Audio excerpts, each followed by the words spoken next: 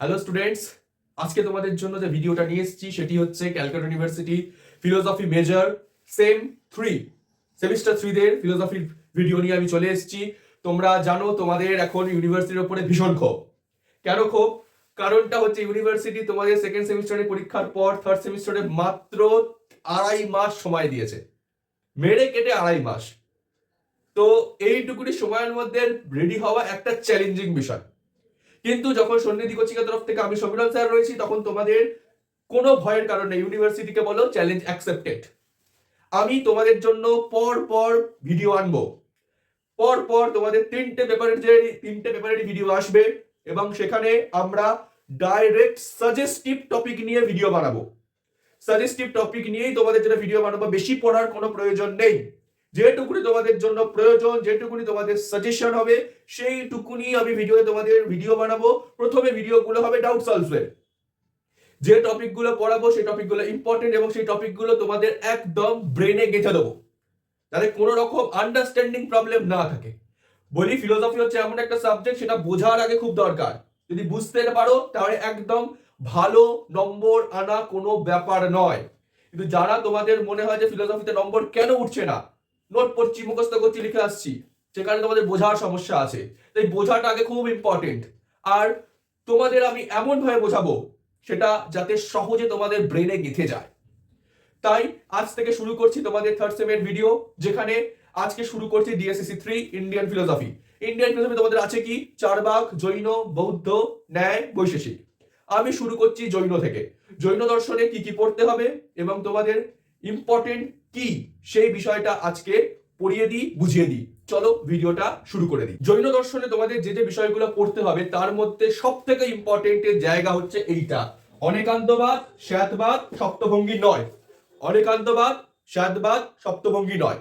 এইটা ভীষণ ইম্পর্টেন্ট এবং এই জায়গা থেকে 5 নম্বর হোক, 10 নম্বর হোক, 15 নম্বর হোক, কোয়েশ্চেন আসবেই আসবে। তাই এই জায়গাটা তোমাদের খুব ভালো করে বুঝিয়ে দিচ্ছি। শুরু করছি অনেকান্তবাদ দিয়ে। তার আগে একটা জিনিস বলে দিই, জৈন দর্শন তোমরা জানো জৈন একটা শুধু দর্শন নয়, ধর্মও বটে। অনেকে জৈন ধর্মকে ফলো করে, বিশ্বাস করে, সেই আচরণ করে। কিন্তু জৈন দর্শনের একটি গুরুত্বপূর্ণ জায়গা হলো জৈনরা হচ্ছে বস্তুবাদী এবং সেই বস্তুগুলো হচ্ছে অনন্ত অনন্ত ধর্ম বিশিষ্ট। কথাটার মানেটা কি? আমরা যদি বলি যে যখন আমরা কথা বলি একটা আঙ্গিক থেকে কথা বলি, আমরা মনে করি আমার আঙ্গিকটাই ঠিক, অপরের আঙ্গিকটা ভুল। কিন্তু জৈনরা সেটা মনে করে না। জৈনরা মনে করে একটি বস্তুকে আমি অ্যাজ আ সাধারণ মানুষ সম্পূর্ণ জানতে পারি না। আমরা হচ্ছে লিমিটেড মানুষ। তাই আমাদের পক্ষে একটা বস্তুর সমস্ত দিক জানা পসিবল নয়। একমাত্র পসিবল কাজে যাদের পূর্ণ জ্ঞান হয়ে গেছে তাদের কি বলা হয়? তাদের বলা হয় তীর্থঙ্কর। তীর্থঙ্করটা আমরা তোমরা শুনেছো, জৈন গুরুদের তীর্থঙ্কর বলা হয়। তো তীর্থঙ্করই একমাত্র টোটালিটি বা পূর্ণতার জ্ঞান পেয়েছে। সাধারণ মানুষের পক্ষে সেই পূর্ণ জ্ঞান লাভ করা, যারা করেনি, লাভ করা অবশ্যই সম্ভব, কিন্তু যারা করেনি তাদের পক্ষে এইটা বলা কোনোদিনও উচিত নয় যে আমারটাই ঠিক, তোমারটা ভুল। আমি বলতে পারি কি, আমি একটা বস্তুর বা কোনো একটি জিনিসের একটা অঙ্গটা বা একটা দৃষ্টিভঙ্গিটা জানতে পেরেছি, কমপ্লিট নলেজ আমার হয়নি। তো এই দিক থেকেই যে মতবাদটি আমরা পাচ্ছি সেটাকেই বলা হয় অনেকান্তবাদ। সেটাকেই বলা হয় অনেকান্তবাদ। তাহলে অনেকান্তবাদ বলতে কি বুঝিয়েছে? যে সত্তা। সত্তা মানে বোঝানো হচ্ছে যে বিষয়টা দিয়ে আমরা সমগ্র জগৎকে এক্সপ্লেন করি সেটাকে বলা হয় সত্তা। প্রত্যেক ফিলোসফিতেই সত্তা বিষয়টাকে স্বীকার করা হয়েছে। ইন্ডিয়ান ফিলোসফির কথাই বলছি আমি, সত্তা বিষয়টাকে স্বীকার করা হয়েছে। চারবাক একটু অন্যভাবে বলেছে, চারবাক বাদে মোটামুটি সব ফিলোসফিতেই সত্তা কথাটাকে স্বীকার করা হয়েছে এবং এক্সপ্লেন করা হয়েছে। তো তারা যেভাবে এক্সপ্লেন করেছে, সে বৌদ্ধ হোক বা উপনিষদ বা বেদান্তের কনসেপ্টে হোক, সেইখানে তারা এক দিক থেকে আলোচনা করেছে। তারা অনেকে বলেছে একটি মাত্র সত্তা আছে এবং সেই সত্তা দ্বারাই সমস্ত কিছু এক্সপ্লেন করা যাচ্ছে। সত্তাকে একটিই স্বীকার করেছে। কিন্তু জৈনরা সেটা বলছে না। জৈনরা বলছে আমি একটা দিক থেকে যদি বলি তাহলে সেটা তো আমার এক দৃষ্টিকোণ হয়ে যাচ্ছে, একটা দৃষ্টিকোণ হয়ে যাচ্ছে। কিন্তু জৈনরা বলছে যে সত্তা হলো অনন্ত ধর্ম বিশিষ্ট। সত্তার আনলিমিটেড কোয়ালিটিস আছে, আনলিমিটেড ধর্ম আছে। তো কাজে আমি যদি একটা ধর্মকে স্বীকার করি তাহলে সেইখানে আমার বলা হবে আমাকে একান্তবাদী, বলা হবে আমাকে একান্তবাদী। আমি অনেক দিকটা দেখছি না, আমি গোড়ামির মতো বলে যাচ্ছি আমারটাই ঠিক, তোমারটা ভুল। আমাকে স্বীকার করতে হবে বস্তুর অনেক ধর্ম আছে এবং প্রত্যেকটা ধর্মই সেম ভাবে ইকুয়ালি ঠিক, সেম ভাবে ইকুয়ালি ঠিক। তো অনন্ত ধর্ম বিশিষ্ট প্রত্যেকটি ধর্মই সৎ। সৎ মানে হচ্ছে অস্তিত্বশীল বা সেটাকে আমাকে ঠিক বলে মানতে হবে, অভ্রান্ত বলে মানতে হবে। তো এইটাই হচ্ছে অনেকান্তবাদ। অনেকান্ত মানে অনেক অন্ত, অনেক এন্ড, মাল্টিপল এন্ড। ঠিক আছে, ঠিক আমি এক্সপ্লেনটা করতে পারি একটা পুকুর দিয়ে। পুকুরের অনেক ঘাট আছে, একটা পুকুরের হয়তো এই কোণে একটা ঘাট, এই কোণে একটা ঘাট, এই কোণে একটা ঘাট। আমি যদি এখন গিয়ে বলি আমি এই কোণটা দিয়ে উঠছি বলে আমি পুকুরে নেমেছি, ওই কোণের জন্য পুকুরে নামিনি, তাহলে আমি ভুল বলছি। কারণ পুকুরের অনেক অন্ত আছে, ঠিক কিনা? পুকুর অনেক আছে, আমিও এই দিক দিয়ে নামছি মানে আমিও পুকুর পেয়েছি, যে দিক দিয়ে সেও পুকুর পেয়েছে, ওদিক দিয়েও পুকুর পেয়েছে, ওদিক দিয়েও পুকুর পেয়েছে। কিন্তু আমি যদি বলি আমারটাই খালি ঠিক, তোমার দিকটা ঠিক নয়, তাহলে আমি মূর্খামি করছি। এটাই হচ্ছে অনেকান্তবাদ। অনেকান্তবাদে জৈনরা এটাই বলছে একটা বস্তুর অনন্ত ধর্ম এবং প্রত্যেক কটা ধর্ম সৎ। ক্লিয়ার? বোঝা গেছে? এই অনেকান্তবাদেরই পরিণতি হচ্ছে শ্বেতবাদ। অনেকান্তবাদ হচ্ছে জৈন দর্শনের একটি আধিবিদ্যা মানে অধিবিদ্যা, মেটাফিজিক্যাল থিওরি। এইটার থেকেই আমরা শ্বেতবাদটা পাচ্ছি। এবার দেখিনি শ্বেতবাদ বিষয়টা কি। অনেকান্তবাদের পরিণতি হচ্ছে শ্বেতবাদ। অনেকান্তবাদটাকে বাস্তবে ইমপ্লিকেশন করাই হচ্ছে শ্বেতবাদ। শ্বেত শব্দের অর্থ কি? শ্বেত দন্তেশ্বর জাফলা আকার খন্দত্ব, অনেক জায়গায় দ লেখা হয়, দুটোই ঠিক, এটা ক্ষেত্র বিশেষে আলাদা হয়। তোমাদের বলবো অত ঝামেলা যাওয়া দরকারই, খণ্ডতই ব্যবহার করবে। তো দন্তেশ্বর জাফলা আকার খণ্ডত। শ্বেত মানে হচ্ছে, কথাটার মানে হচ্ছে কোনো একভাবে, আ পসিবল সিচুয়েশন। আমি তো সব পসিবল সিচুয়েশন জানি না, বললাম অনেক আন্ত, অনেক এন্ড রয়েছে, আমি সব এন্ড তো জানি না, আমি একটা এন্ড দেখতে পাচ্ছি, বাকি তো অনেক পসিবল এন্ড রয়েছে। সেই পসিবল এন্ড গুলোর মধ্যে কোনো একটাকে আমি জানতে পেরেছি, তো তাই আমি বলছি কোনো একভাবে, এইটাকে বলা হয় শ্যাত। এইবার যখন আমি কথা বলছি, সাপোজ আমায় কেউ জিজ্ঞেস করলো যে তুমি এই যে নিয়ে নিয়ে এটাকে, এইটা কি, কেউ আমায় জিজ্ঞেস করলো, তোমরা সাপোজ এভাবে ধরা আছে, তোমরা দেখতে পাচ্ছ এই দিক থেকে, আমি দেখতে পাচ্ছি এদিক থেকে, আমি এদিক থেকে দেখতে পাচ্ছি লাল রঙের একটা প্লাস্টিকের টুকরো, তোমরা ওদিক থেকে দেখতে পাচ্ছ একটা ব্ল্যাক কালারের স্পঞ্জ। তাহলে তোমার দেখাটাও ঠিক, আমার দেখাটাও ঠিক। তাহলে আমি যখন বলছি যে আমি যেটা দেখছি তখন আমায় বলতে হবে জৈনদের মতে কোনো একভাবে এইটি হচ্ছে একটি লাল রঙের প্লাস্টিকের টুকরো।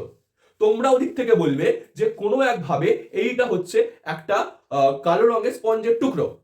ঠিক আছে, কারণ আমি এটা কমপ্লিটলি দেখতে পাইনি।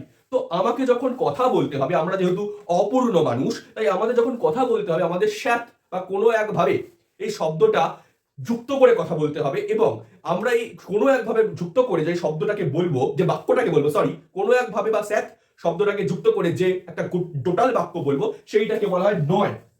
নয়, নয় মানে হচ্ছে জ্ঞান বা পর্যায়। তাহলে আমি যখন বলছি শ্যাত ঘট অস্তি, মানে হচ্ছে কোনো একভাবে ঘট হয় অস্তিত্বশীল। এইটা বলাই হলো আমাদের একটা জৈন মতে বুদ্ধিমানের কাজ, এবং এইটাই হচ্ছে শ্বেতবাদ এবং অনেকান্তবাদের একটি গুরুত্বপূর্ণ জায়গা।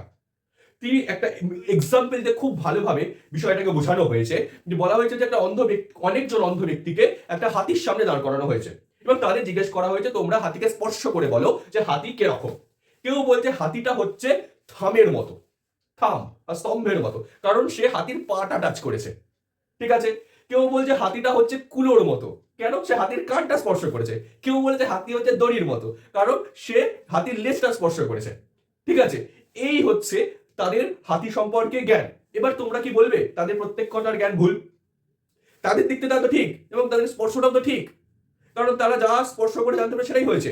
তাদের প্রত্যেক জনের কথা ঠিক, আমি কারোর কথাকে ভুল বলতে পারি না, কারণ এই প্রত্যেক কথা হচ্ছে শ্যাত কথার মাধ্যমে আমরা বলতে পারি। কোনো একভাবে হাতি স্তম্ভের মতো, কোনো একভাবে হাতি কুলোর মতো। তো এই বক্তব্যটিকেই বলা হয় শ্বেতবাদ। আশা করি বোঝা গেছে অনেকান্তবাদ এবং শ্বেতবাদ। তাহলে বোঝা গেল এই অনেকান্তবাদ এবং শ্বেতবাদ পরস্পর সম্পর্কযুক্ত। একটা কোয়েশ্চেন আছে তোমাদের, অনেকান্তবাদ এবং শ্বেতবাদের সম্পর্ক কি? তাহলে এই শ্বেতবাদ বুঝাতে গিয়ে আমি অনেকান্তবাদ এবং শ্বেতবাদের মধ্যে রিলেশনটাও তোমাদের বুঝিয়ে দিলাম। বুঝতে পারলে কমেন্টে জানাও, এবং বুঝতে যদি কোনো অসুবিধা হয় সেটাও কমেন্টে জানাও। আমি তোমাদের জন্য ডাউট সলভের জন্য সব সময় প্রস্তুত আছি। আশা করছি এটুকুনিটা বোঝা গেছে। লাস্টে যে বিষয়টা খুব ইম্পর্টেন্ট বোঝাবো সেটা হচ্ছে সপ্তভঙ্গি নয়। চলো বুঝে নিই এই সপ্তভঙ্গি নয়। নয় মানে কি বললাম? ওই জ্ঞানে যে আমি বচনটা প্রয়োগ করছি, জ্ঞানটা বলছি, সেটিকেই বলা হচ্ছে নয়। জৈনরা সেটিকে নয় বলেছেন। ক্লিয়ার? তো এই নয়টা কি বা কি বৃত্তান্ত বা কতগুলো, সেইটিকে কেন্দ্র করেই হয়েছে সপ্তভঙ্গি নয়। মানেটা কি? এই একটা বস্তুকে জানার জৈনরা বলেছেন সাতখানা পসিবল সিচুয়েশন রয়েছে। কেউ যদি সাতটা পসিবল সিচুয়েশনই জেনে যায় তাহলেই তার একমাত্র পূর্ণ জ্ঞান হয়েছে। তাহলে এই সাতখানা পসিবল সিচুয়েশন কি, সেইটিকেই তিনি জৈনরা বলেছেন সপ্তভঙ্গি নয়। তো সপ্তভঙ্গি নয় কি কি সেটা জেনে নিই। ফার্স্ট হচ্ছে এই অর্ডারেই মনে রাখতে হবে, এই অর্ডারটা ফলো করে রাখতে হবে। প্রথম হচ্ছে স্যাত অস্তি, তারপর হচ্ছে স্যাত নাস্তি, তারপরে স্যাত অস্তি চ নাস্তি, তারপরে স্যাত অবক্তব্য, স্যাত অবক্তব্য। 5 স্যাত অস্তি চ বক্তব্য, 6 স্যাত নাস্তি চ বক্তব্য, 7 স্যাত অস্তি চ নাস্তি চ অবক্তব্য। কিছু বোঝা যায়নি তো? আমি বুঝিয়ে দিচ্ছি। এখানে বলা হচ্ছে যে এই কথা এইটুকুনি বোঝা গেছে, স্যাত মানে হচ্ছে কোনো একভাবে, আর অস্তি মানে অস্তিত্বশীল, নাস্তি মানে অস্তিত্ব নেই, আর অবক্তব্য মানে যেটাকে বর্ণনা করা যায় না। এই হচ্ছে এগুলোর মানে। এইবার স্যাত অস্তি, এটার মানে হচ্ছে বস্তুটা, যে কোনো বস্তু। আমি ধরে নিচ্ছি তোমাদের সুবিধার জন্য এই ডাস্টারটার কথা। যখন এই ডাস্টারটাকে আমি পূর্ণ জানবো কিভাবে? পূর্ণ জানার জন্য প্রথমে যেটা হচ্ছে স্যাত অস্তি, তাহলে বলতে হবে আমি এটা বলতে পারবো এর অস্তিত্ব আছে জৈন মতে। ওই যে অস্তিত্ব আছেও যেরকম বলতে পারবো না, আবার অস্তিত্ব নেই এ কথা বলতে পারবো না। আমাকে বলতে হবে স্যাত অস্তি অথবা স্যাত নাস্তি, মানে এটার আমি বলছি এটা কোনো একভাবে অস্তিত্বশীল, এইটা বললে আমার ঠিকঠাক বলা হবে। তো স্যাত অস্তি কথার মানে হচ্ছে কি, এই ডাস্টারটা কোনো একভাবে এটার অস্তিত্ব রয়েছে। ক্লিয়ার? এটা হলো স্যাত অস্তি। স্যাত নাস্তি, স্যাত নাস্তি মানে এটা কোনো একভাবে অস্তিত্বশীল নেই, অস্তিত্বশীল নয়। অস্তিত্বশীল নয় কোন সময় হবে? ধরো এইটা তৈরি হওয়ার আগে, এটা কি জানতামই না, তাহলে অস্তিত্ব নেই তো বলতে হবে আমাকে। তো এইটা হলো স্যাত নাস্তি। নেক্সট স্যাত অস্তি চ নাস্তি, মানে অস্তিত্বও নেই নাস্তিত্বও নেই, অস্তিত্ব নেই অনস্তিত্বও নয়, এরকম একটা অবস্থা। মানে যখন এইটার অস্তিত্বও নেই অনস্তিত্বশীল নয়, মানে ধরো এটা যখন তৈরি হচ্ছে কমপ্লিট হয়নি, তখন আমি এটাকে এটাও বলতে পারবো যে অস্তিত্ব আছে, আবার এটাও বলতে পারবো অস্তিত্ব নেই, মানে মাঝামাঝি পর্যায়ে রয়েছে। তাই এটাকে আমি অস্তিত্ব বলতে পারবো না, নাস্তিত্ব বলতে পারবো না। তাই জন্য নেক্সট হচ্ছে স্যার অবক্তব্য। হয়তো হলো এরকম কি এটা কি জিনিস আমি বর্ণনাই করতে পারছি না, অবক্তব্যের বর্ণনা করা যাচ্ছে না, যেটাকে বলা হয় কোনো একভাবে এই ডাস্টার কি বা এই বস্তুটা কি সেটা অবর্ণনীয়। এটা হলো আমাদের 4 নম্বর। নেক্সট স্যার অস্তিত্ব অবক্তব্য, অস্তিত্ব আছে আমি দেখতে পাচ্ছি, বাট এটা কি এক্সপ্লেন করতে পারছি না, এরকমও হতে পারে, এটা পসিবল সিচুয়েশন। তো তাহলে এটা কি জিনিস অস্তিত্ব রয়েছে বাট কি সেটা এক্সপ্লেন করতে পারছি না, তখন এটা হবে অস্তিত্ব অবক্তব্য। লাস্ট, তারপর লাস্ট বলছি 6 নম্বর হচ্ছে স্যার নাস্তিত্ব অবক্তব্য, অস্তিত্ব নেই তাই সেটা এক্সপ্লেন করতে পারছি না, এরকম পসিবল সিচুয়েশনটাকে বলা হয় স্যার নাস্তি চ অবক্তব্য। আচ্ছা চ মানে বলে দিই, চ চ করে যাচ্ছি, চ মানে হচ্ছে এবং, সংস্কৃতে চ বলতে এবং বোঝানো হয় বাংলায়, ঠিক আছে? চ মানে এবং, ঠিক আছে? তো লাস্ট যেটা বলা ছিল স্যার অস্তি চ নাস্তি চ অবক্তব্য, অস্তিত্বশীল নয়, নাস্তিত্বশীল মানে নাস্তি মানে হচ্ছে অনস্তিত্বশীল নয়, মানে হতে পারে সেটা অস্তিত্বশীল এবং অনিস্তিত্বশীল, আবার সেটাকে আমি এক্সপ্লেনও করতে পারছি না, এরকম একটা পসিবল সিচুয়েশন। এরকম পসিবল সিচুয়েশন হতে পারে, এটা এক্সিস্টেন্সও আছে, এক্সিস্টেন্স নেই, আবার সেটা তোমার আমি এক্সপ্লেনও করতে পারছি না। এরকম কয়েকটা সিচুয়েশনের কথা আমরা পেতে পারি। কটা? 7টা। এই 7টা পসিবল সিচুয়েশন নিয়ে যেটা আমরা পেয়েছি সেটাকেই বলা হচ্ছে আমাদের সপ্তভঙ্গি নয়। তো আশা করছি সপ্তভঙ্গি নয় তার পাশাপাশি অনেকান্তবাদ এবং স্যাদবাদ পুরো বিষয়টা বুঝতে পারা গেছে। যদি কোথাও বুঝতে অসুবিধা থাকে আমাকে অবশ্যই কমেন্ট বক্সে কমেন্ট করবে। যদি কোথাও তোমাদের আরো কোনো জিনিস জানার থাকে অবশ্যই সেটা কমেন্টে জানাবে। তোমাদের যেখানে যেখানে সমস্যা সেটা আমাদের কমেন্টে জানাও, আমি সেই বিষয় নিয়ে ভিডিও অবশ্যই বানিয়ে দেবো। ঠিক আছে, আশা করছি আজকের ভিডিওটা ভালো লেগেছে।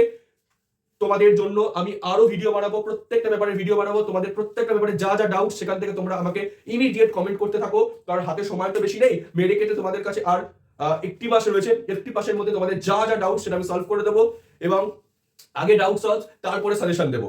আগে ডাউট সলভ করিয়ে দিই, তোমাদের যা যা ডাউট সেইগুলো আগে তোমাদের জানাও, সেই সেই ডাউটস গুলো জানাও, তার নিয়ে আমি ভিডিও অবশ্যই বানাবো, সেই ভিডিওগুলো দেখো।